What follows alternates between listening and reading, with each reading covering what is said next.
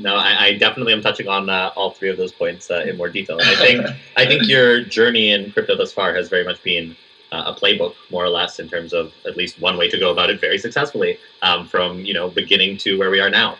And one thing that you touched on that I want to is kind of leads in perfectly to the next question, is being able to select projects very specifically and ignoring a lot of the FUD that's come out around the space, especially when you started getting into NFTs in 2019. I think it was all FUD, more or less, in terms of the press around the space. So you mentioned in the past that 99% of projects fail.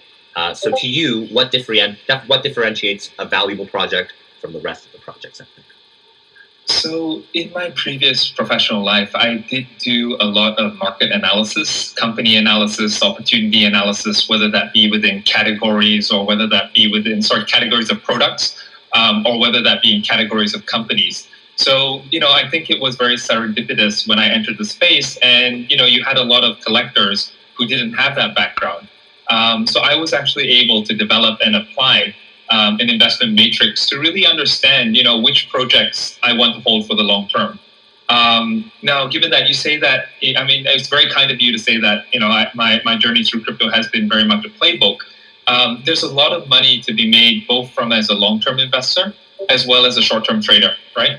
But for me, I just don't have the ability to I don't have the ability to trade on the short term. So my investment thesis is always based on a longer term horizon.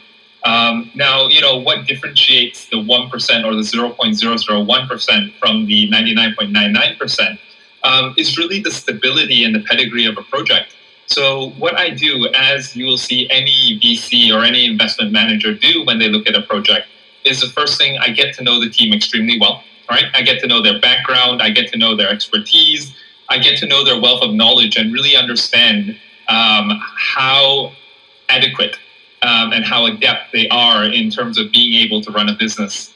It's a little bit difficult in the crypto space because we do have a lot of first-time entrepreneurs. Right. But again, among those, there are some that are extremely talented.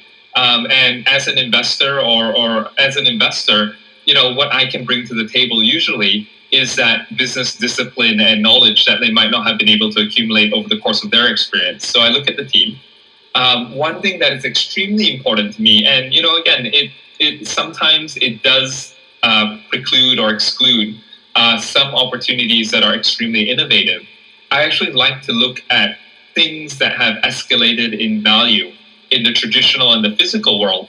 And it's very easy to draw a parallel into the digital and really understand, hey, if baseball cards, so for example, if basketball cards escalated in value in the physical world, it's very likely that its digital equivalent is going to increase as well. So looking at the product, just making sure that, again, there is a previous case whereby there was a successful case study and it could apply in a digital manner. I think there are a lot of other things that I look at, but I think the third most important thing that I look at, and again, I think a lot of investors in the space look at this as well, is really, what is the financial health of these projects? You want to make sure that a project can run through the cycles, and we've seen NFT cycles in terms of bull and bear runs run roughly about anywhere between 3 to 4 months each time. You don't want to invest in a project that's going to go bankrupt in 3 months, right, due to poor money management or due to lack of capital. Right. So what's very important to me is looking at these projects, understanding how long of a runway they have, and understand how disciplined they are in terms of managing that cash flow.